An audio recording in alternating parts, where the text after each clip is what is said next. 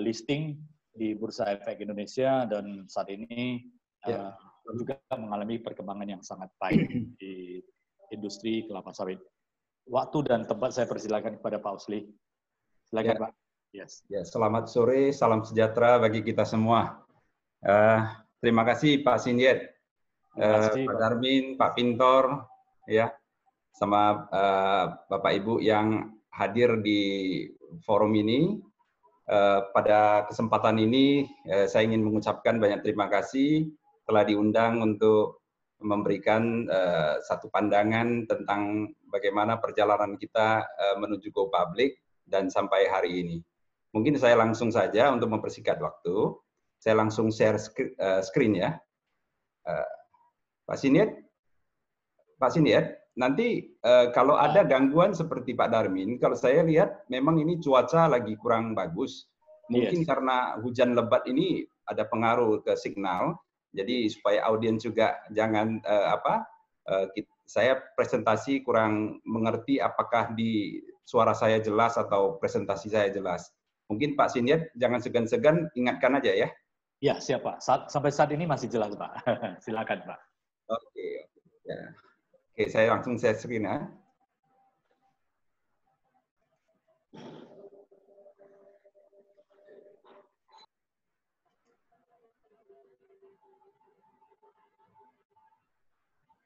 Iya, kelihatan? Jelas Pak. Jelas ya? Yes. Oke.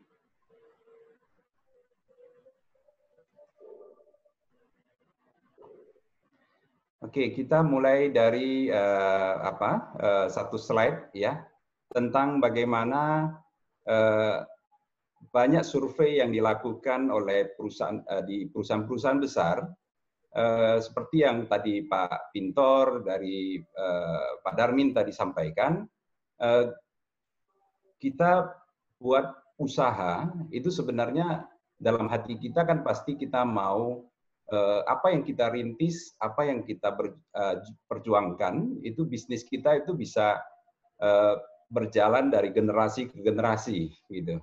Jangan hanya kita bangun satu masa langsung nanti berakhir dengan tidak berbekas ya.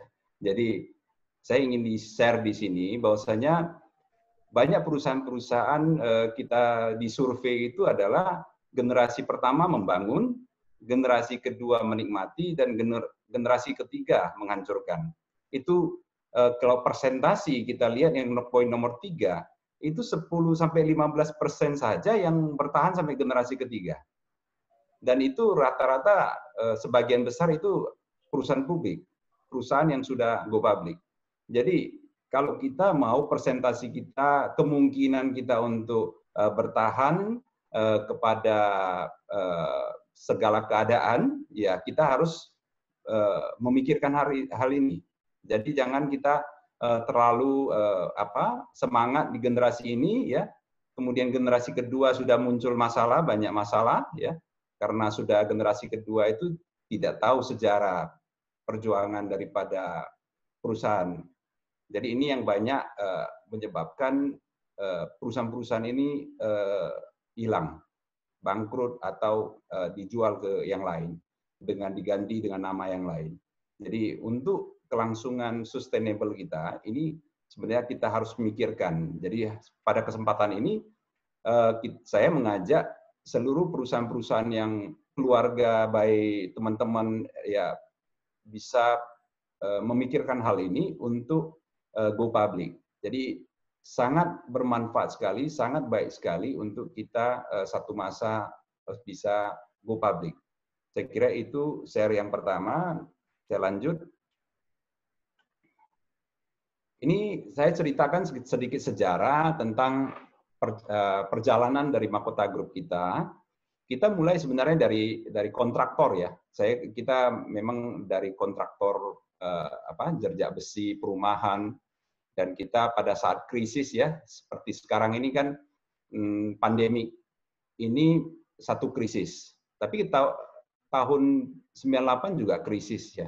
Kemarin itu krisis ekonomi berdampak pada krisis politik. Yang kali ini krisis kesehatan, ya, pandemi, lalu berdampak pada ekonomi. Saya kira ini memang satu keadaan yang sangat kita prihatin, namun kita harus memiliki pandangan yang positif dari satu sisi. Seperti kita tahun 98 kita menghadapi krisis, dari kontraktor kita sudah memikirkan bagaimana merubah haluan kita sehingga kita bisa lebih sustainable. Dan kita dari satu kontraktor kita karena kita kontraktor kita buat workshop, kemudian kita bangun pabrik kelapa sawit, beberapa owner di Medan, kemudian kita membangun pabrik kelapa sawit kita sendiri. Jadi untuk mempersingkat waktu, saya singkat-singkat saja, sehingga kita inti apa yang ingin saya share itu bisa dapat dari seluruh audiens yang hari ini bergabung, ya. Jadi 2002 ada beberapa video dan di website kita bisa pelajari perjalanan daripada perusahaan kita. Dari 2002 kita per pabrik pertama, kemudian 2004, kemudian 2011 kita punya pemikiran untuk sustainable, kita go public. Jadi kita bisa bayangkan Pak Siniet, dari 2011 sampai 2018 baru bisa go public. Jadi satu perjalanan yang panjang sekali, ya. Jadi pabrik selanjutnya kita sekarang ada 7 pabrik PKS, kemudian ada satu sekarang baru selesai, ya, bulan Maret kemarin udah commissioning satu pabrik minyak makan refinery. Jadi sekarang ini juga kita sudah 2 minggu yang lalu kita udah ekspor, ya, udah ekspor perdana. Jadi perjalanan kita memang cukup panjang, dan kita harapkan dengan go public ini kita bisa lebih sustainable. Karena semua kita diawasin oleh OJK, ada beberapa profesi pendukung, semua kita diawasin dengan ketat. Auditor juga kita menggunakan auditor yang top 5, ya. Grant Thornton itu 5 besar di Indonesia untuk mengaudit. Jadi kita punya pembukuan semua itu bisa lebih akuntabel, lebih transparan. Ini data keuangan kita dan saham kita. Kenapa kita mau go public juga tadi Pak Pintor juga ada sampaikan.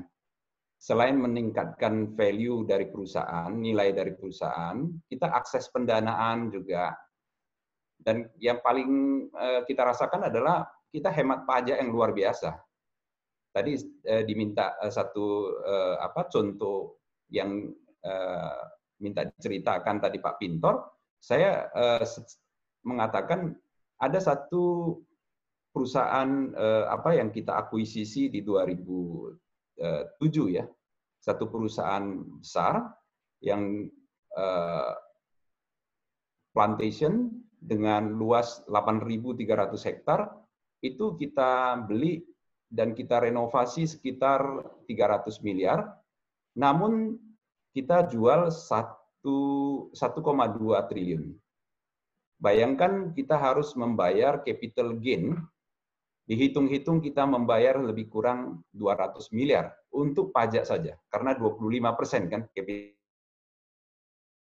gain-nya. Jadi bayangkan kita harus membayar angka yang cukup besar, sampai 200 miliar. Jadi kalau kita go public, karena kita kemarin belum go public, jadi kalau kita go public, itu ceritanya beda. Mungkin sekitar 3-4 miliar aja kita kita bayar pajak, kita udah terjual dengan angka yang memang tanpa bayar pajak yang begitu besar. Jadi itu satu keunggulan-keunggulan daripada kalau kita go public. Sekarang ini pajak-pajak juga dimudahkan, diringankan kalau kita yang go public. Saya langsung aja ke data keuangan di saham, ya. Karena waktu tidak terlalu banyak, saya singkat-singkat aja untuk laba bersih kita, ya. Total aset kita sebenarnya sekarang ini sebelum go public 964 miliar, sekarang sudah mencapai 1,36 triliun. Ya. Kemudian laba bersih kita di sebelumnya baru kita go public ini yang 2018 di sini, 2017 itu kita kemarau panjang 17 miliar, kemudian begitu go public dan memang pada saat itu bagus sekali dia punya panen dan pengolahan kita 84 miliar kita laba bersih kita. Tahun kemarin 2019 itu memang ada perang dagang, kemudian ada negatif campaigns dari Eropa mengakibatkan laba kita menurun menjadi 25 miliar. Tapi saya yakin ini akan membaik pada tahun ini. Ini saham kita yang pertama kita go public IPO 225, kemarin sudah sempat naik sampai 1000 lebih, 1100 bahkan, kemudian stabilnya di angka 800-an, kena COVID kita turun ke 700 sekarang sekitar ya 26 Mei kita harga saham kita Rp700. Saya kira ini penurunan dari saham kita lebih stabil, lebih nggak terlalu banyak, sekitar 20-25%. Kalau dibandingkan dengan perusahaan-perusahaan yang lain, itu sekitar turunnya bisa sampai 100%. Bahkan ada perusahaan yang tinggal saham gocap katanya, saham Rp50. Jadi kita karena apa? Karena kita memiliki banyak pemegang saham kita adalah investor jangka panjang. Jadi kita memang agak sulit mencari investor awal-awal, tapi yang kita dapatkan malah kita dapatkan yang investor jangka panjang. Yang trading malah porsinya sedikit, nggak terlalu banyak. Jadi saya kira ini satu satu hal yang positif dari kita pergerakan saham kita. Saya ingin menjelaskan mungkin selain tadi sudah dijelaskan oleh Pak Pintor dengan sangat detail tentang manfaat go public, ya manfaat go public dan hal-hal yang memang kita sangat mendukung supaya investasi kita itu bisa long term. Dan ini saya sebenarnya ingin menceritakan potensi dari potensi untuk minyak sawit ini kan seperti tahun kemarin banyak di Eropa mendiskreditkan Indonesia mengenai sawit karena banyak persaingan yang tidak sehat saya lihat. Contohnya gini, kita lihat aja, katanya kan kita mengakibatkan kerusakan lingkungan kelapa sawit ini. Tapi nyatanya kita bisa lihat yang satu garis merah ini, yang bagian bawah itu adalah penggunaan lahan di seluruh dunia, penggunaan lahan ya 290 juta hektar. Yang atas ini adalah hasil daripada hasil minyak yang dihasilkan oleh tanaman-tanaman seperti kedelai, biji rapa, kemudian bunga matahari. Kita lihat di sawit, ya. Kita menggunakan lahan hanya 7% dari 290 juta hektar. 7% saja. Itu sudah lahan mineral dan lahan-lahan yang memang layak untuk ditanam.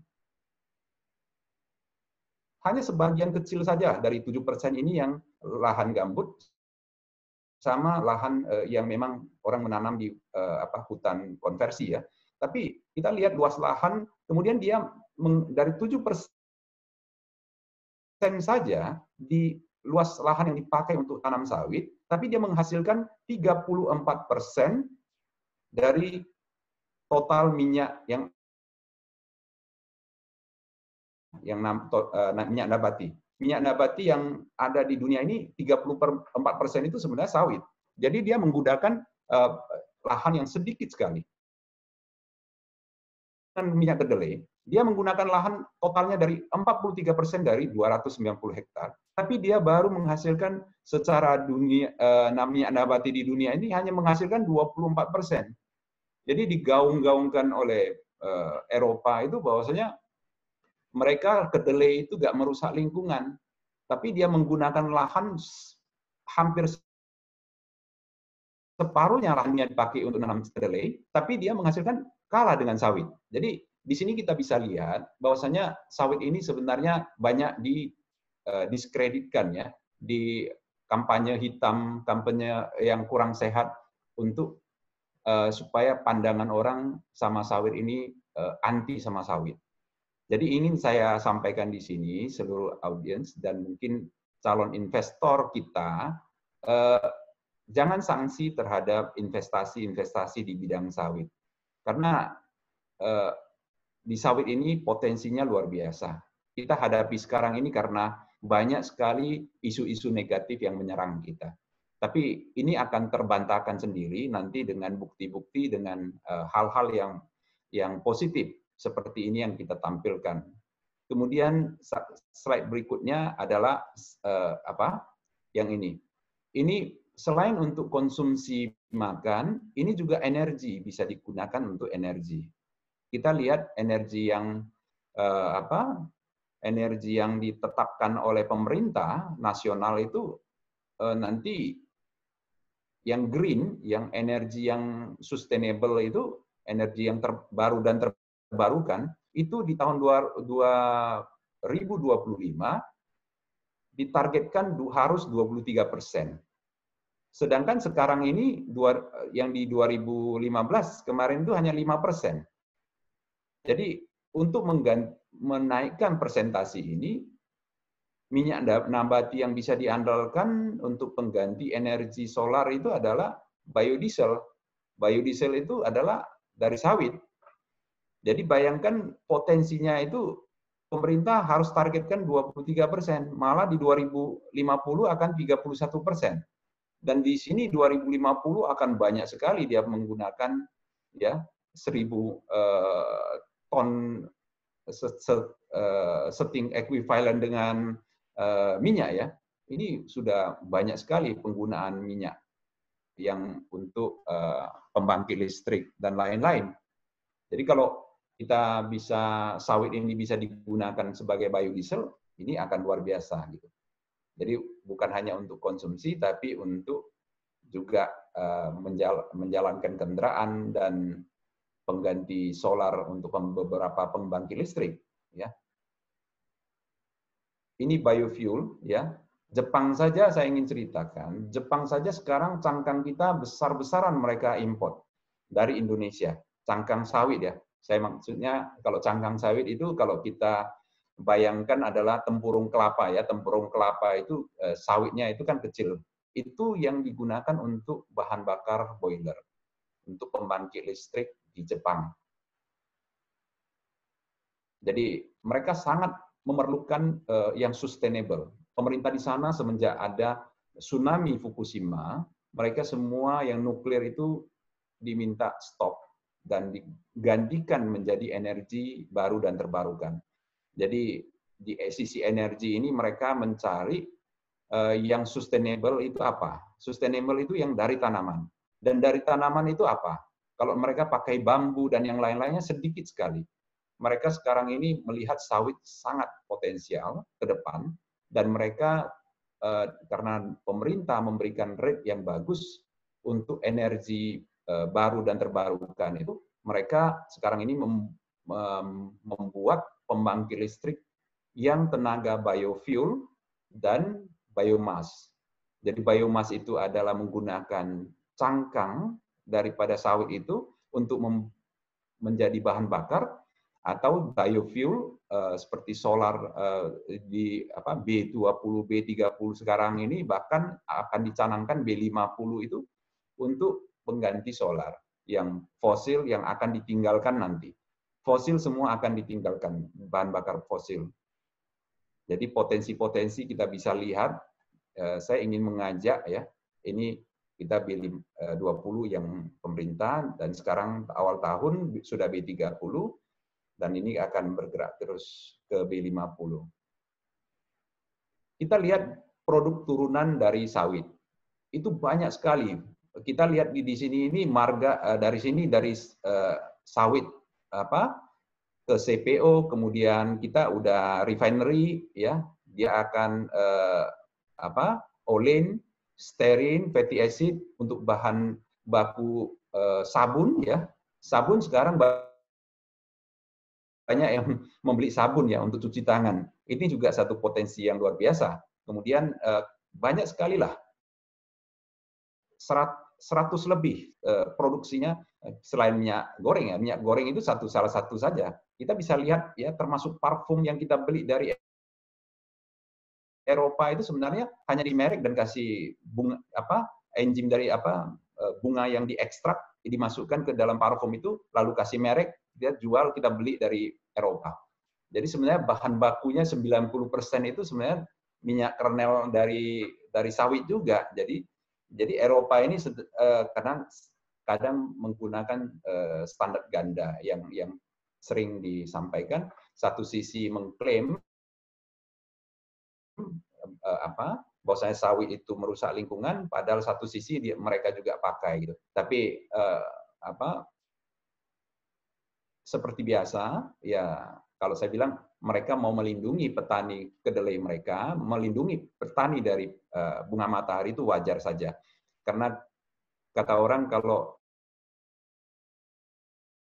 dengan sehat nggak bisa dengan cara-cara segala cara. Saya kira itu yang mungkin ingin saya sampaikan, bahwasanya potensi untuk di bidang sawit ini long term akan sangat cerah sekali. Karena kekuatan kita ada di sini, kekuatan kita ada di agriculture. Saya ingin sampaikan bahwasanya kalau kita mau bersaing dengan China, dengan Amerika, dengan Eropa, kita lihat dulu kemampuan kita. Kemampuan kita, teknologi kita kalah. Semua hal banyak yang kita kalah.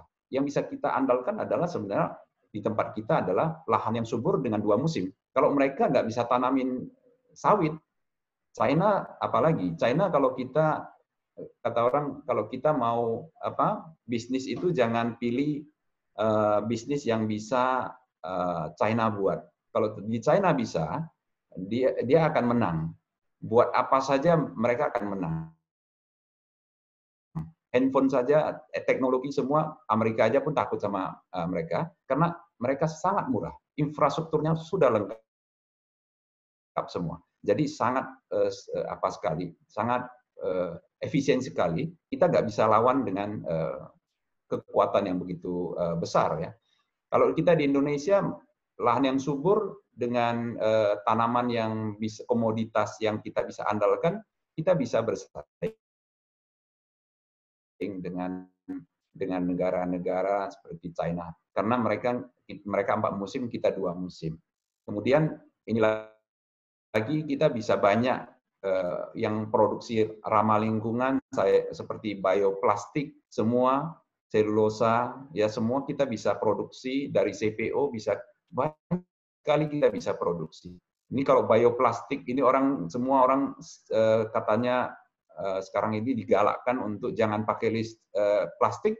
Sebenarnya dari sawit ini, dari janjangan kosong ini bisa kita produksi menjadi bioplastik yang ramah lingkungan.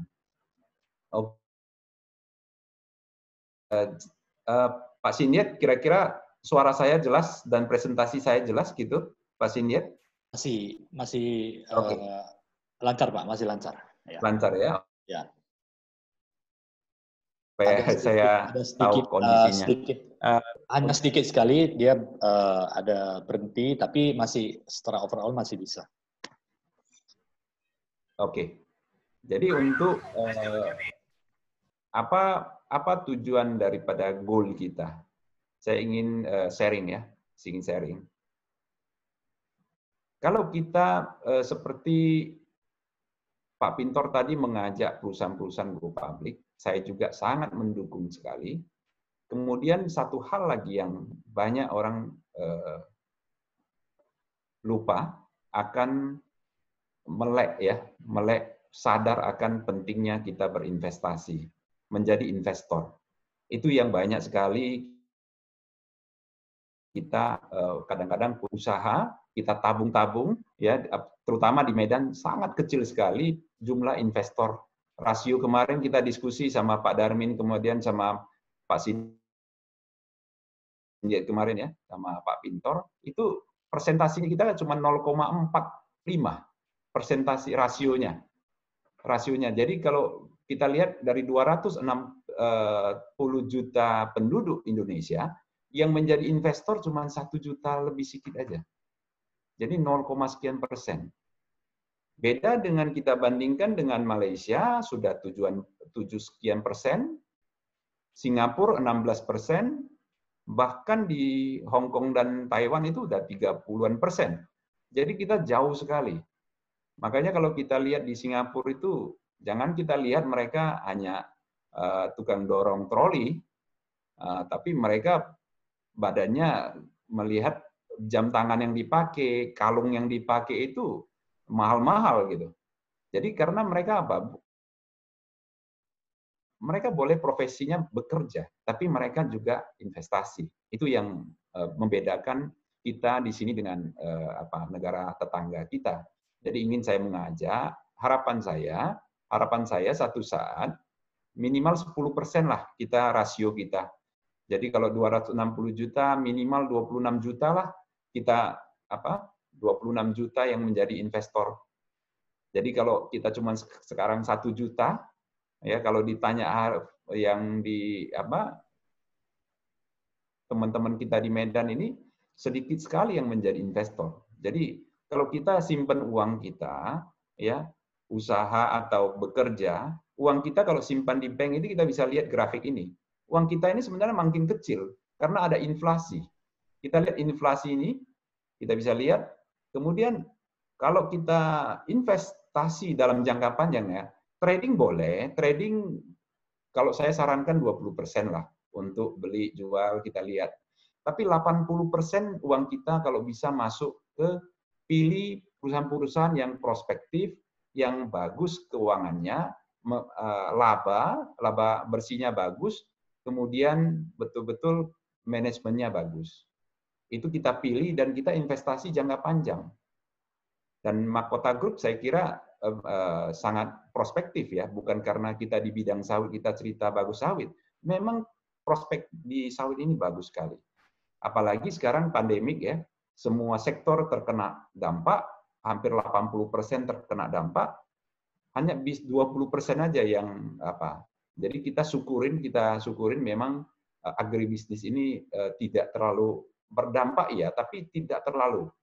Sekarang masih panen, masih produksi kemarin baru saya pabrik kita udah 1.000 ton lebih udah masuk ke pabrik kita. Jadi panen puncaknya petani social distancing-nya masih bagus. Mereka panen tidak dekat-dekat, jadi masih panen masih lancar. Pabrik kita jalan lancar, semua refinery kita jalan lancar, kemarin ada ekspor, jadi banyak sekali poin-poin positif yang bisa kita pilih. Ya boleh perusahaan lain boleh, seperti Astra, perkebunan Astra gitu boleh, Lonsum, silakan. Jadi kita mengajak bahwasanya uang kita itu jangan taruh hanya di bank, deposito dan uang kita makin mengecil. Bukan kita anti nabung di bank ya, tapi saya ingin sharing di sini kalau kita mau lebih sejahtera, kita harus melek terhadap hal ini. Kita lihat uang kita. Kalau katakanlah 100.000, uang kita ini kalau kita ini memang diambil ya data-datanya ini tabungan, deposito emas, obligasi negara dan saham. Kita lihat kalau investasi jangka panjang, walaupun dia ada naik turun ya yang biru ini, saham itu terakhir ujungnya tetap lebih menang dari yang lain semua. Ini kita dapat selain ini dapat dividen lagi. Tiap tahun kita dapat dividen. Di sini dapat dividen. Di sini dapat dividen. Jadi selain kita uang kita nggak menurun harganya, tapi kita dapatkan manfaat banyak sekali. Ya, makanya saya sering bilang, enak mana orang mengajak ke kita untuk berbisnis yang belum tahu untung atau rugi, mulai dari nol, atau yang memang sudah dirintis sama yang kemarin, dan perusahaannya sudah menguntungkan, sudah prospektif, kita tinggal ikut. Kita tinggal beli saham dia, taruh, nanti kita dapat dividen. Tidur pun kita bisa dapat labanya, dividennya. Kemudian uang kita yang kita tanamkan ikut naik. Bayangkan kemarin tahun 2018 bulan Juli baru 225, sekarang uangnya 700 rupiah per lembar. Jadi ada staf kita, karyawan kita juga banyak membeli. Kemarin ada satu staf, katanya dia beli 100 juta. Sama keluarganya gabung-gabung. Sekarang uangnya dia udah 100, walaupun 700 ya turun balik, uangnya 170 juta. Jadi dalam 1 tahun lebih, uangnya udah naik hampir 2 kali lipat. Jadi kemarin dia beli di angka 400, sekarang udah 700. Jadi udah hampir 70-80% kenaikannya mendapatkan manfaat. Jadi kalau kita taruh di bank berapa lama? 10 tahun baru 100%, 10 tahun lah kita tunggu. Itu kalau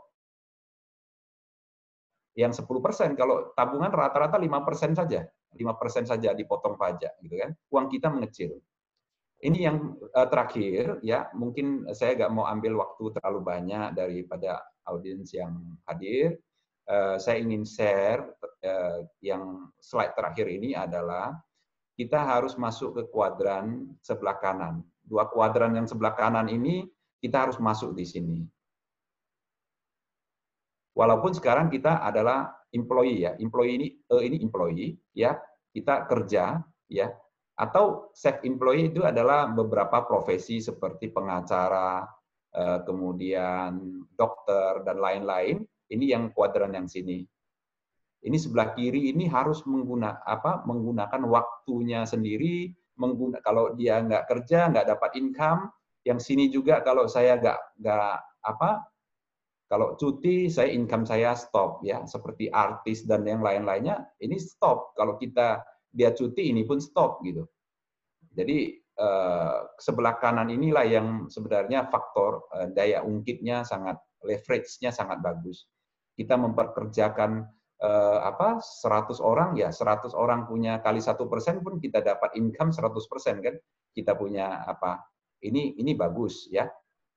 Tapi kalau untuk merintis dari nol, ini minta ampun perjalanan. Kita juga udah rasakan dari kontraktor sampai hari ini.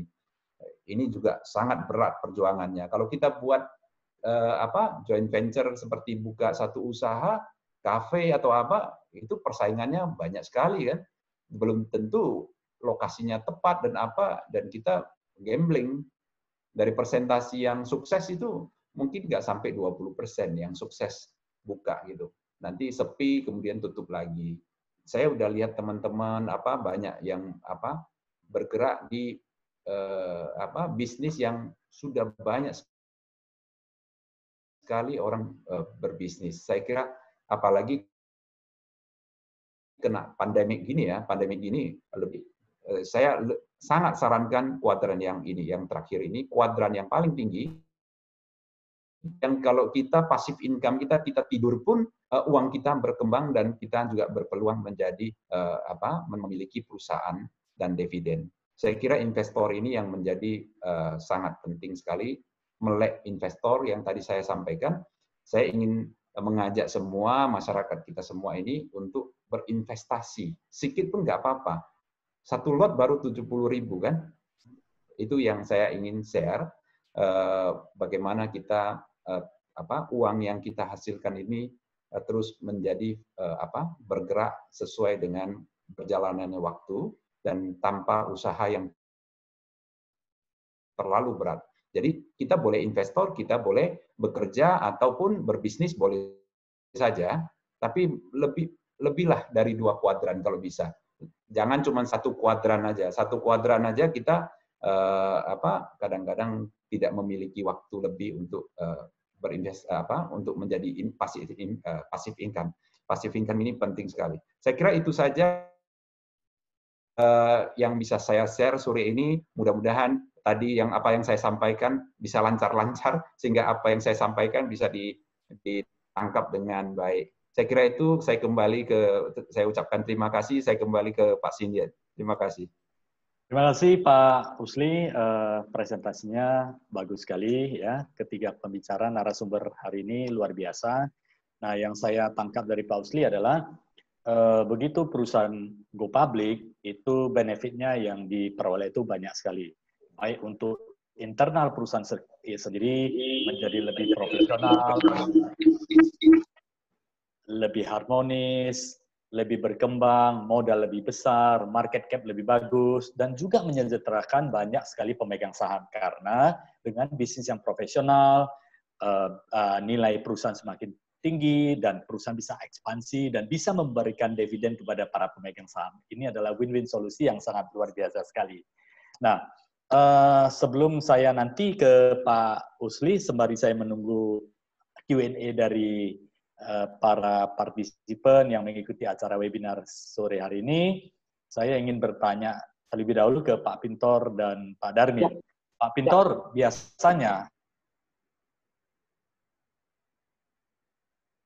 untuk dari segi prosedur-prosedur yang sudah ada ditetapkan oleh Bursa Efek Indonesia, kendala-kendala yang paling utama dihadapi oleh para perusahaan yang ingin go public seperti apa ya Pak? Sehingga nanti akan memberikan kemudahan untuk prosesnya lebih baik dan lebih lancar dan lebih cepat. Oke, terima kasih Pak Jenir. Jadi sepengalaman kita selama mungkin melakukan edukasi go public, beberapa kendala yang secara garis besar saya temuin. Pertama adalah satu, ketidaksepamahaman, tidak kesepakatan para pemegang saham. Jadi contoh misalkan 4 pemegang saham, 2 mau untuk menjadi perusahaan publik, 2 lagi tidak mau. Nah, itu paling banyak tuh yang saya temuin biasanya Pak. Apalagi biasanya kalau perusahaannya ada kaitannya dengan keluarga. Contoh misalkan perusahaan ini join sama mertua. Nah ini agak takut nih biasanya karena harus izin dari mertua juga tuh. Kalau nggak bisa bahaya. Nah, terus kalau Pak Usli kan kakak beradik nih, jadi Pak Usli juga kayaknya seingat saya juga waktu itu memberikan edukasi ke kakak dan adik-adik itu mungkin agak makan waktu juga. Nah, yang beberapa kendala ada juga yang agak susah tuh kalau join sama mertua. Ini juga agak kendala nih, beberapa kali saya temuin gini. Aduh, harus nanya mertua dulu nih Pak kalau kayak gini nih gitu. Nah, kalau sama anak, sama istri sih biasanya gampang. Nah, tapi kalau yang misalkan sama teman juga, nah ada temannya yang belum terbuka nih pemahaman atau wawasannya tentang go public, jadi biasanya nggak usah dulu deh, kita kan masih kecil. Nah, itu sering sekali. Nah, yang kedua, kendala yang sering saya temuin adalah kurang percaya diri terhadap perusahaannya sendiri. Jadi banyak sekali yang saya temui, Pak, kami masih kecil kayaknya, Pak. Pak, kami masih sangat kecil deh, kayaknya belum cocok deh, Pak. Padahal sebenarnya kita udah bilang berulang-ulang, kalau udah besar, Bapak mau justru nggak usah go public. Berarti udah settle, kan gitu ya. Kalau udah settle, Bapak nggak usah share ke publik, Bapak buat sendiri aja, gitu. Justru ini timing yang tepat untuk membesarkan perusahaan Bapak. Gitu. Benar. Terus kendala yang ketiga sering saya temuin adalah transparansi, Pak. Nah, transparansi ini kan adalah kuncinya kalau menjadi perusahaan publik. Nah, beberapa sebelum perusahaan itu untuk menjadi perusahaan publik belum siap untuk yang namanya transparansi. Masih banyak yang saya temuin perusahaan ini, oh berarti kita harus ini dong, laporan keuangan ini harus rapi dong, harus yang sudah diaudit dong. Ya, memang itu. Jadi itu kendala yang paling banyak saya temuin Pak selama saya edukasi. Biasanya tidak kesepakatan, tidak sepakat. Kemudian tidak percaya diri nih terhadap perusahaannya. Padahal menurut kita pribadi perusahaannya ini sangat menarik loh. Unik bisnis tuh biasanya menarik investor. Gitu. Apalagi perusahaannya bagus, tata kelolanya bagus, tapi kurang percaya dirinya para pemegang saham mundur. Nah, yang ketiga adalah transparansi. Nah, banyak beberapa kendala perusahaan yang saya edukasi biasanya, aduh kalau menjadi perusahaan publik saya harus ini dong, transparansinya tiap tahun. Nah, itu yang mereka belum siap. Jadi kita juga biasa tidak paksa Pak perusahaan itu. Kalau memang belum siap, naik kelas. Kita bilangnya kan naik kelas nih Pak. Benar, Pak. Perusahaan ini naik kelas gitu. Jadi kalau memang belum siap ya Bapak kelasnya di situ aja kita bilang. Ya nggak naik-naik gitu. Itu sih yang Kendala saya sering temuin, Pak. Benar, ada 3 ya Pak ya. Berarti pertama kesepakatan keluarga, kemudian yang kedua percaya diri, yang ketiga adalah transparansi. Nah, sekarang saya mau jumpa dokternya dulu ini, Pak Darmin ini. Bagaimana Pak Darmin untuk mengatasi ketiga yang sering dijumpai oleh pada saat sosialisasi untuk perusahaan-perusahaan go public. Padahal kita mengetahui bahwa efisiensi kebaikan dari sebuah perusahaan go public itu ya sangat luar biasa. Bisa ekspansi dan kemudian pendanaan dan kemudian good corporate governance, orang-orang terbaik itu kumpul di satu tempat dan transparansi. Jadi mau tidur malam pun hati senang, pikiran senang, lebih sehat Pak. Ini silakan Pak Darmin, ahlinya ini. Pak Darmin masih mute ini Pak, boleh di-unmute dulu. Yes. Ya, silakan Pak Darmin. Ya, memang go public ini bisa proses yang panjang, sistem edukasi yang panjang, sebab merubah sesuatu habit, kebiasaan dari perusahaan tertutup, apalagi perusahaan keluarga, yang mungkin dia sebelumnya itu suka-suka diambil uang dari sana, setelah go public tentu tidak bisa dia suka-suka. Jadi itu perlu suatu, kalau Pak Syangir kan ahlinya NLP, itu reframing, bagaimana kita mereframing dan sebagainya. Jadi selalu kita mengatakan bahwa perusahaan publik itu mungkin semuanya keteraturan, justru dari keteraturannya kita ciptakan suatu sistem sehingga tidak tergantung kepada manusianya, tidak tergantung kepada foundernya aja. Sering kan wira swasta bisnis itu hanya seumur daripada foundernya, raw-nya ada di sana, spiritnya ada di sana, tidak dibangun sistem. Kalau tidak dibangun sistem, ya perusahaannya nggak bisa going concern. Apalagi dengan sekarang ada pandemik ini, perubahan-perubahan yang tidak diprediksi sebelumnya, banyak ahli yang salah menganggap ini suatu black swan. Kita lihat kalau perusahaan-perusahaan penerbangan, lah, hampir semuanya sebagian besar kan kolaps itu. Singapore Airlines saja perlu pemerintah Singapurnya injeksi 18 miliar Singapura dolar. Kalau dia tidak injeksi, ya nggak ada lagi Sil Air. Lantas itu kebanggaan negara Singapura, dia harus injeksi. Jadi itu yang kenapa dia bisa demikian mudah injeksi dan sebagainya, sebab itu sudah listed company, dia bisa reissue, keluarkan saham baru, jadi pemegang saham publik itu yang tidak kuat, tidak injeksi lagi, ya pemerintah bebas saja injeksi. Coba bayangin kita, seperti teman saya itu 8 pemegang saham, dia 30% yang terbesar, dia yang jalankan. 7 pemegang sahamnya 70%, walaupun lebih kecil dari 10% sudah give up. Dia repot untuk beli aja yang 7 ini, cari orang beli dan sebagainya, harganya nggak ada, marketnya nggak ada, sistemnya nggak ada, repot dia sekarang. Jadi itu kita nggak bisa, kita go public justru membangun satu sistem, antisipasi sesuatu yang tidak bisa kita pikirkan terjadi, kita sudah siapkan sistemnya semua, mekanismenya sudah ada. Tentu sekarang nggak bisa Anda sama dengan, kita tidak mengharapkan misalnya kebakaran, tapi sistem pemadam kebakaran, keamanan harus kita siapkan semua kan. Kalau terjadi kebakaran baru kita padamkan, sudah terlambat, korban sudah terjadi. Jadi selalu kita sosialisasi kepada mereka demikian. Memang ada plus minusnya. Minusnya adalah bahwa ada biaya tambahan yang dikeluarkan. Tapi dalam long term, semua yang tadi kita sampaikan bahwa pertumbuhan bisnisnya kalau berjalan dengan baik, profesional, itu biaya yang dikeluarkan itu hanya sebagian kecil daripada pertambahan laba yang dinikmati perusahaan. Mudah-mudahan itu menjawab. Suara mah udah agak bagus, Pak ya? Sudah sangat bagus sekali, Pak. Ya. Tadi mungkin ada sedikit signal yang kurang bagus. Ini sangat bagus. Ya. Kita nanti perbanyak di Q&A. Nah, oke, ini ada yang bertanya. Saya referensi ke pertanyaan dari grup chat dulu ya. Pak boleh tanya kepada Pak Usli cerita tentang jual perkebunan ini ke Pak Usli. Jual perkebunan lalu kena pajak 25%. Jika IPO, kata beliau, pajak akan rendah sekali. Bagaimana mekanisme penjualan perkebunan tersebut di IPO? apakah kita mendekati investor sehingga saat IPO yang membeli langsung adalah investor tersebut. Ya, ini Pak Usli boleh menjawab. Nanti ini saya masih ada beberapa pertanyaan yang berkaitan dengan IPO nih yang menjadi pertanyaan umum. Banyak perusahaan-perusahaan yang ingin IPO, tentu prosedur dan sebagainya, termasuk bagaimana rembuk keluarga itu sangat penting sekali.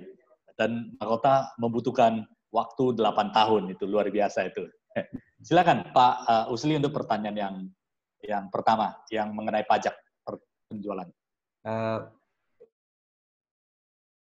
Itu tadi pas kebetulan putus-putus sedikit Pak Siniat, tapi mungkin saya mengenai penjualan perkebunan kelapa sawit tadi ada disampaikan bahwa Bapak ada cerita ada penjualan kebun itu dikenakan pajak 25%.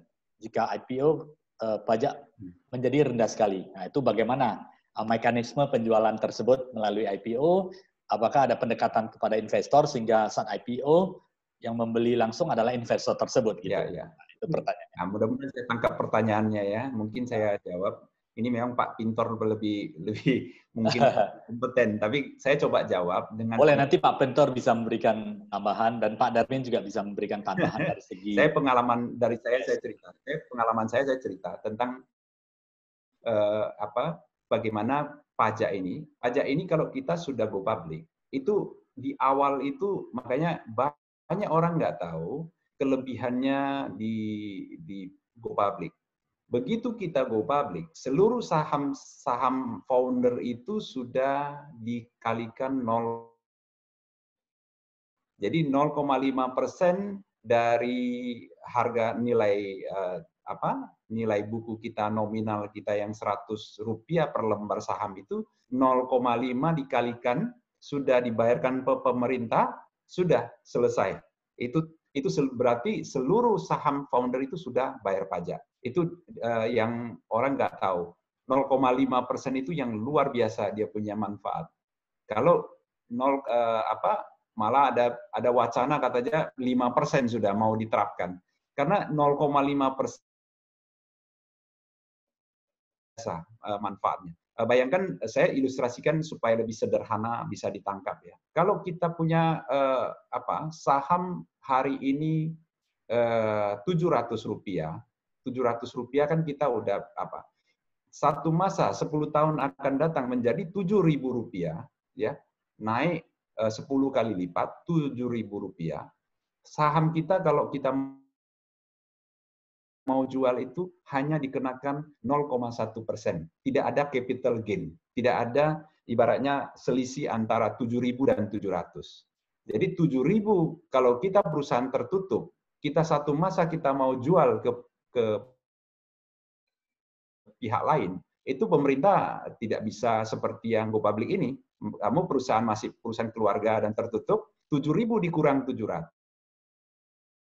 Terus 6.700 dikalikan angkanya 25% dari keuntungan capital gain itu wajib bayar ke pemerintah. Jadi angka yang kita punya itu dikurangi seperempatnya untuk pemerintah. Jadi itu cost yang sangat tinggi kalau kita satu masa generasi berikut itu udah gak mau usaha kita lagi, dia mau jual, ada keuntungan di situ, ada selisih nilai buku dan apa itu wajib bayar 25%. Jadi enak mana bayar 25% sama 0,5% di awal.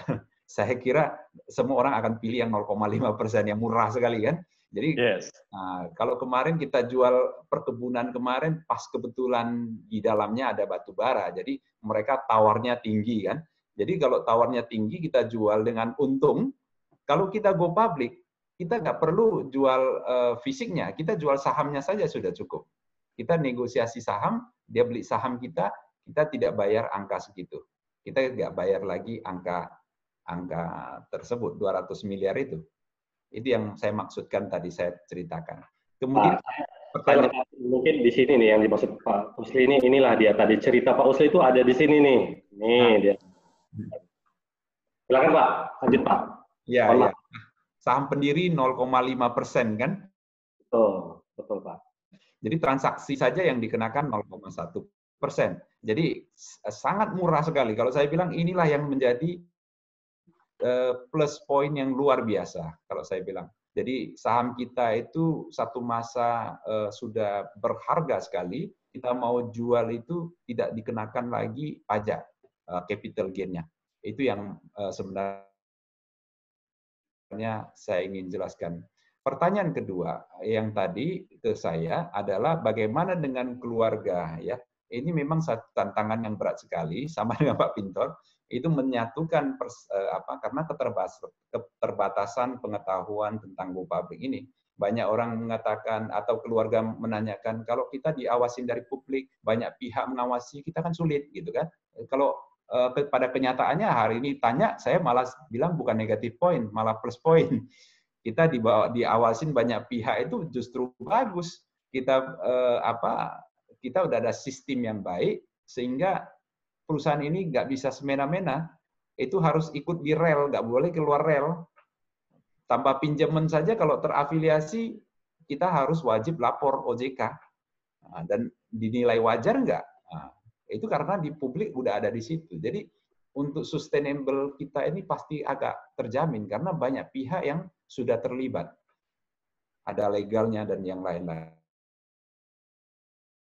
Kemarin cukup mendukung karena semua sepaham dan semua mau berjalan dengan bersama-sama. Tapi bayangkan, saya bilang sama semua anggota keluarga, bayangkan kalau kita ini kompak, kita ini sekarang ini harmonis. Ini aja kita masih menemui beberapa persoalan seperti beda pendapat. Tapi kalau bagi nanti yang generasi berikut, yang sudah ada anak yang nggak tahu sejarah, generasi berikut, saya berani yakinkan ini pasti akan ribut. Karena generasi berikut itu dia bawa teori, belum tentu dia ngerti praktek dan mengerti sejarah perjuangan kita. Jadi itu risiko sekali. Jadi saya di forum sekali ini mengajak lagi, kalau diceritakan sama yang lain, perusahaan yang mau go public itu kita dorong untuk supaya masuk ke go public. Ini ada Pak Pintor dan Pak Darmin yang membawa kita. Ini kan sudah expert di bidang ini, ya bisa bisa membawakan kita ke go public dengan baik, saya kira. Menurut saya itu. Oke, Pak Sinit. Untuk Pak Pintor ada tambahan yang disampaikan Pak Usli? Ya, jadi kalau pertanyaan yang tadi itu penjelasan Pak Usli itu kisah nyatanya Pak Usli loh. Jadi perhitungan yang sangat murah, justru penyesalan sebelum harusnya jangan jual dulu sebelum begitu menjadi perusahaan terbuka waktu itu. Betul. Mungkin udah menyesal ya, tapi udahlah nggak apa-apa. Kemudian cerita tentang kesepakatan ini juga, nah biasanya makanya kita ajak Pak Usli biasanya berkali-kali untuk testimoni kalau misalkan kita melakukan workshop, karena Pak Usli ini contoh case kita yang bersaudara kompak untuk mau go public. Karena Mahkota Group pun seingat saya waktu itu pertama kali kita edukasi itu juga tahun 2013 atau 2012 tuh. Agak panjang juga karena maju mundur ya karena ini kesepakatan ini. Nah, terakhir kita agak sedikit surprise begitu diinformasikan oke, deal kita sepakat mau IPO 2018. Nah, mantap nih. Makanya Pak Usli sering kita ajak nih, Pak, bolehlah sharing-sharing lah sama ya, perusahaan yang sama-sama keluarga kakak beradik gitu biasa. Karena banyak case antara kakak adik juga itu maju mundur untuk menjadi perusahaan go public di Medan dan Sumatera Utara. Bahkan di Indonesia juga rata-rata sebagian besar seperti itu sih, yang setahu saya. Gitu. Silakan Pak. Pak Siannya putus nih kayaknya. Nggak boleh putus. Ya, putus. Mungkin kita lanjut ke pertanyaan selanjutnya kali. Oh, udah. Silakan Pak Siannya. Oh ya. Pak Darmin, ada tambahannya untuk yang tadi disampaikan Pak Pintor sama Pak Usli? Pak Darmin masih belum unmute, yes. Ya, cukup Pak. Mungkin ke pertanyaan selanjutnya aja Pak Sengger. Terima kasih. Sip. Nah ini ada pertanyaan dari Pak Alex dan Bu Nandini, ini sepertinya hampir mirip ini. Ada perusahaan kelapa sawit yang sangat prospektif di masa depan, tapi harga saham-saham itu merosot di bursa. mungkin setelah listing harga itu merosot di bursa, bertolak belakang dengan sahamnya Mahkota. Nah, menurut Pak Usli, kira-kira apa sih pencerahannya? Tuh, kenapa saham-saham itu kita cerita bagus, sawit itu bagus, kenapa ada yang merosot? Ya, seperti tadi saya sampaikan, memang isu-isu negatif ini kencang sekali. Dari faktor eksternal itu sangat banyak pihak yang menyerang. Jadi dari serangannya itu dari mana-mana. Jadi kalau sawit ini dikatakan tidak ramah lingkungan, sawit itu adalah tanaman hutan sebenarnya. Itu di kategori tanaman hutan, memberikan oksigen sebenarnya. Cuman dia satu jenis saja. Kalau yang pohon-pohon di sama dengan pohon cemara dan yang lain-lain itu sama sebenarnya. Dia kan pohon itu. Cuman berbuah sawit aja. Dia ramah lingkungan sebenarnya. Cuman karena serangan itulah yang mengakibatkan banyak orang menjudge, yang menghakimi sawit ini nggak bagus. Kita jangan pegang saham ini lagi. Itu yang membuat saham turun. Jadi apalagi itu yang trading ya. Banyak yang terpengaruh seperti kemarin saya ikut satu sesi di Jakarta dari salah satu bank besar. Dia undang banyak orang gitu, kita di situ dengar dia bilang, ada yang saya tanya, kalau sawit ini bagaimana menurut pandangan, ada satu memberikan satu outlook kan. Dia bilang, menurut saya itu sawit itu nggak bagus katanya. Kalau bisa diganti jadi tanaman lain aja lah gitu. Jadi mereka begitu banyak orang mereka cerita begitu kan, itu perusahaan yang bank dari Swiss, dari Eropa sana kan. Jadi mereka pandangan mereka terhadap sawit ini, kita serangannya dari mana-mana. Jadi itulah sebenarnya kenapa saham-saham ini, sawit, agribisnis kita ini masih tidak diminatin dengan masif. Tapi ada isu-isu di luar yang terus melakukan menghembus sehingga menjadi kepercayaan terhadap sawit itu menjadi menurun ya. Iya. Oke, Pak Darmin, menurut analisis Bapak bagaimana? Karena kalau sawit ada yang perusahaan-perusahaan yang sudah bukan hanya sawit ya, sudah IPO. Setelah IPO beberapa bulan, kemudian sahamnya ada yang turun di bawah harga IPO. Bagaimana menurut analisa Bapak? Seperti yang kata Pak Usli tadi, dalam IPO itu underwriter dan juga emiten itu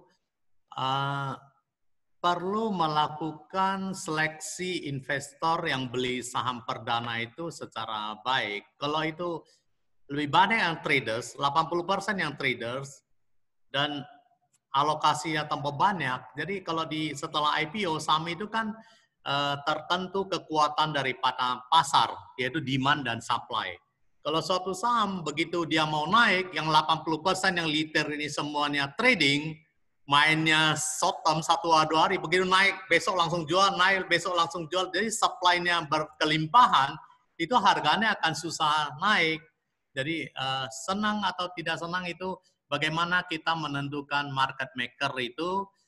Ada investor yang jangka panjang dan kita lihat komposisi dari Mahkota Group itu banyak Pak Usli, teman-teman baiknya yang referensi ke kita beruntung sekali. Lebih banyak yang investornya jangka panjang, jadi makanya supply-nya juga berkurang. Jadi dengan market yang bagus, performance perusahaan yang bagus, itu juga bisa mendukung.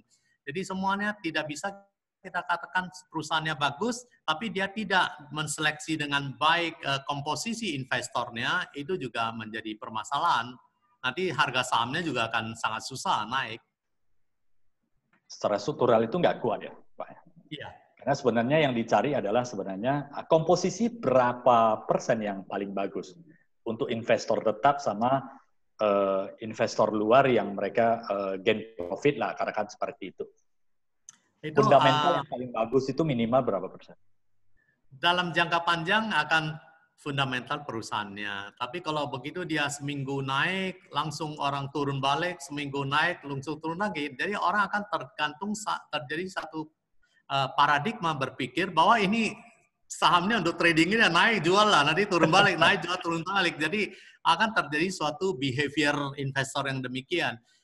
Yang bagus itu adalah ya 80% itu investor, 20% itu trading. Kita butuh juga yang trader supaya ada likuiditas sahamnya ada likuiditas. Kalau sahamnya diam terus, gak ada transaksi, orang juga gak senang. Jadi itu harus ada balancing dan juga sangat tergantung ke size perusahaannya. Kalau misalnya dia itu perusahaannya sudah 100 triliun, 20% itu besar juga, 20 triliun. Jadi harus ada market maker yang kuat untuk nampung yang 20% ini. Jadi itu semuanya adalah suatu seni. Jadi di market ini ada suatu seni. Sama dengan orang memasak sayur, dikasih resepnya, ya gaya masaknya itu ada. Anda tahu satu kue tiaw kesenangan kita, papanya yang sudah meninggal, putrinya ikut puluhan tahun, masak juga gak enak. Gak seenak orang tuanya yang sendiri masak. Itu resepnya demikian, tapi dalam prakteknya itu sangat banyak seninya. Yes, terima kasih. Mudah-mudahan menjawab, Pak Sanggit. Yes, terima kasih. Nah, sebelum nanti ketiga narasumber, Pak Darmin, Pak Pintor, dan Pak Usli memberikan tips sukses untuk Go Public, ini ada satu pertanyaan terakhir, walaupun tidak berkaitan, tapi Bapak, Pak Darmin boleh jawab atau tidak. Apakah menurut Bapak, estimasi rupiah terhadap dolar bagaimana? Ini opsional, Pak. Bisa berdasarkan pendekatannya dua. Jadi saya juga nggak bisa paranormal, nggak bisa mendebak dengan tepat.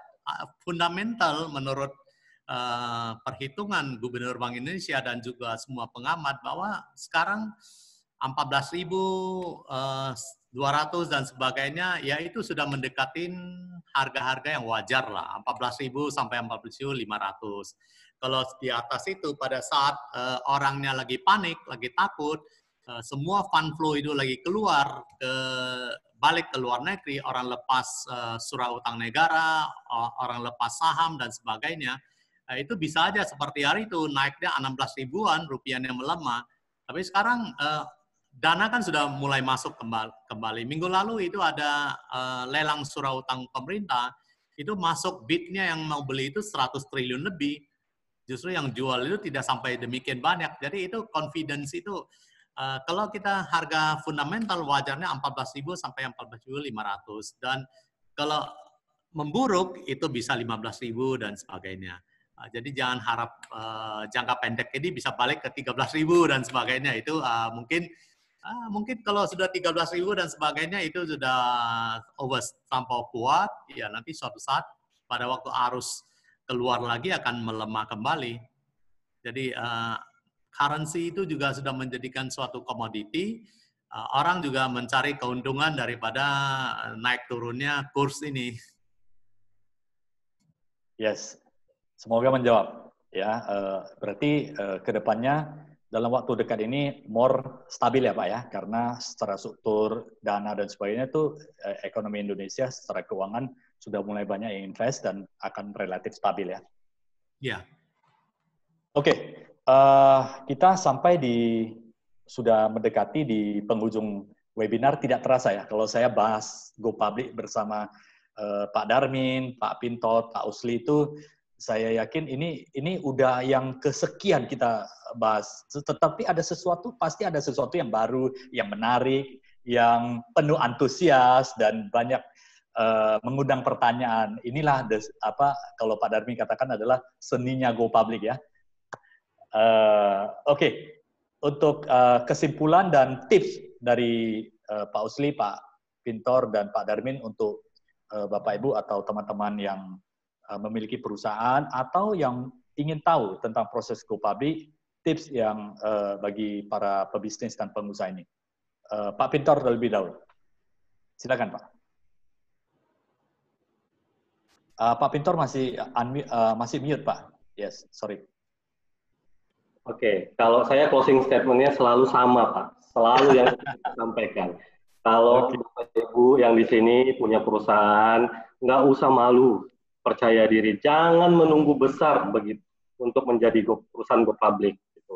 Justru karena Go Public lah perusahaan Anda menjadi lebih besar. Jadi, kalaupun perusahaan masih kecil, percaya diri aja, tetap selalu konsultasi aja, atau konsultasi juga nggak bayar, silakan konsultasi ke kita. Nah, Nggak usah nunggu besar baru go public, tapi karena go public perusahaan Bapak Ibu menjadi lebih besar.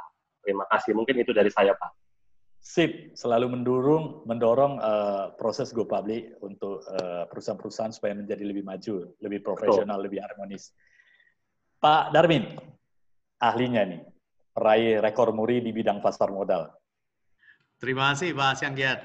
Yes. Jadi selalu kita katakan bahwa bisnis itu adalah instrumen, adalah suatu kendaraan untuk membawa kesejahteraan kepada keluarga. Tentu kita hidup ini bukan untuk keluarga kita sendiri. Memang itu yang paling penting, keluarga.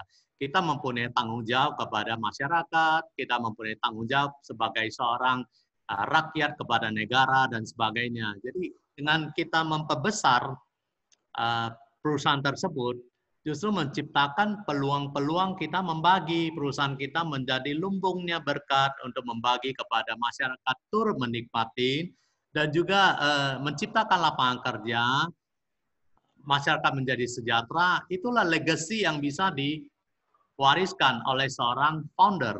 Jadi jangan skopnya melihat keluarga sendiri aja.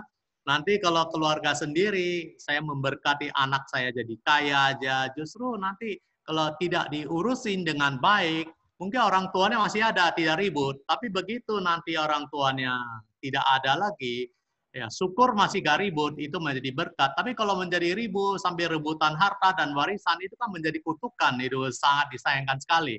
Jadi kita ingin meninggalkan suatu legacy jangka panjang, dikenang, ini perusahaan makin besar dan sebagainya, yakinlah bahwa seperti Walmart dan sebagainya, walaupun keluarganya sekarang menjadi minoritas, tapi namanya kan terus jadi. Berbagai krisis, pandemik dan sebagainya, perusahaannya masih eksis, walaupun digembur dengan Amazon dan sebagainya, tapi Walmart-nya masih masih bertahan, walaupun retail-retail yang lain sudah pada collapse dan sebagainya. Jadi itu kita bisa melihat daripada sejarah jerninya suatu perusahaan. Diwariskanlah suatu legacy yang berkesinambungan menjadi perusahaan ini menjadi berkat bagi semuanya. Terima kasih. Luar biasa. Sukses untuk kita semuanya. Luar biasa Pak Darmin. Ini yang terakhir dari Pak Osli. Bagaimana tips Bapak bisa berhasil bersama keluarga go public kan Mahkota Group, dan bukan hanya go public, tetapi nilai-nilai saham itu juga meningkat dan menjadi pilihan dari investor. Silakan Pak Osli. Ya, terima kasih Pak Sindian. Di sesi terakhir ini saya ingin menyampaikan beranilah kita ambil keputusan. Jadi itu dulu kuncinya. Berani ambil keputusan. Bagi yang belum go public, sudah dari sekarang ambil keputusan saya mau go public. Kemudian terus menambah ilmu, undang orang-orang yang expert, ya seperti Pak Pintor dan Pak Darmin, undang mereka untuk memberikan satu wawasan kepada shareholder kita yang ada. Jangan melihat perusahaan kita ini belum saatnya dan yang lain-lain. Kita belum coba, kenapa nggak bisa? Saya kira itu yang menjadi penting supaya kita bisa menjadi apa yang kita usaha selama ini, baik perusahaan keluarga dan teman-teman, itu bisa long term, ya, bisa berkelanjutan dan dalam generasi ke generasi berikutnya itu kita bisa sustainable. Kemudian satu lagi, sama untuk calon-calon investor atau yang sudah investor itu mungkin bisa ambil keputusan juga, saya mau menjadi investor. Kemudian ya cari Pak Darmin, buka rekening, langsung ambil keputusan. Jadi kurang paham nggak apa-apa, bisa tanya. Nanti Pak Darmin bisa disibukkan dengan pertanyaan yang lebih konstruktif, kita bisa menjadi investor. Kita pilih perusahaan-perusahaan yang fundamentalnya bagus, diurus oleh orang-orang yang memiliki karakter-karakter yang memang mau memajukan perusahaan, ya. Kemudian kita bisa mempelajari perkembangan perusahaan tersebut. Jadi kita bisa tambah terus wawasan, kemudian kita menjadi investor, menjadi pemegang saham pada perusahaan tersebut. saya memegang banyak perusahaan juga sekarang ini, BCA dan yang lain-lain. Saya juga pemilik BCA dan yang lain-lain kan. Jadi itu juga ambil decision untuk kita menjadi investor. Kemudian kita kan nggak bisa kerja terus-menerus ya. Satu masa kita ada pensiunnya, jadi kita menciptakan dari sekarang ini ada roadmap kita itu sampai kita berumur itu kita sudah menikmati pensiun kita itu dengan passive income yang tetap, ada dividennya, ada perusahaan-perusahaan yang menguntungkan untuk membiayain daripada cost kita dari rumah tangga kita dan yang lain-lain, pendidikan dan yang mungkin kesejahteraan kita. Saya kira itu yang menjadi tips yang penutup dari saya. Ambil keputusan dan di akhir acara ini saya ucapkan terima kasih telah diundang oleh Pak Sindiet untuk acara ini. Terima kasih. Ya, terima kasih. Jadi Bapak Ibu semuanya, mari segera ambil keputusan. Yang belum IPO, segera boleh ambil keputusan untuk IPO. Yang belum memiliki rekening saham, silakan cari Panin Sekuritas tuh buka rekening saham. Yang belum memiliki saham Mahkota Group, silakan langsung beli karena sudah ada jalurnya di sini semua. Marilah kita menjadi investor yang memakmurkan semuanya, profesional, ada prinsip keadilan, prinsip good corporate governance. Dan sekali lagi saya ucapkan terima kasih yang sebesar-besarnya pada Pak Pintor ya yang luar biasa. Begitu saya bersama AMA untuk mengundang, selalu Pak Pintor meluangkan waktunya. Salut saya untuk Pak Pintor yang mewakili Bursa Efek Indonesia Sumatera Utara yang selalu support. Luar biasa Pak. Dan Pak Darmin juga ya, yang selalu support terhadap acara Go Public maupun tentang saham, bagaimana analisis-analisis saham, yang selalu support ya tanpa henti, tanpa kekurangan energi, yang selalu memberikan yang terbaik kepada masyarakat Kota Medan dan Sumatera Utara. Pak Usli juga luar biasa yang sangat tangguh di dalam membangun Mahkota Group ya. Terima kasih semuanya. Terima kasih juga kepada Bapak Ibu partisipan semuanya yang sudah mengikuti acara ini sampai di akhir sesi. Saya kembali ke Ketua AMA Indonesia, Pak Edi Sanjaya untuk selanjutnya. Silakan Pak Edi. Ya, terima kasih Pak Syaniet, Pak Usli Tarsi, Pak Darmin, Pak Pintor, luar biasa sekali sharing-sharingnya ya Pak ya.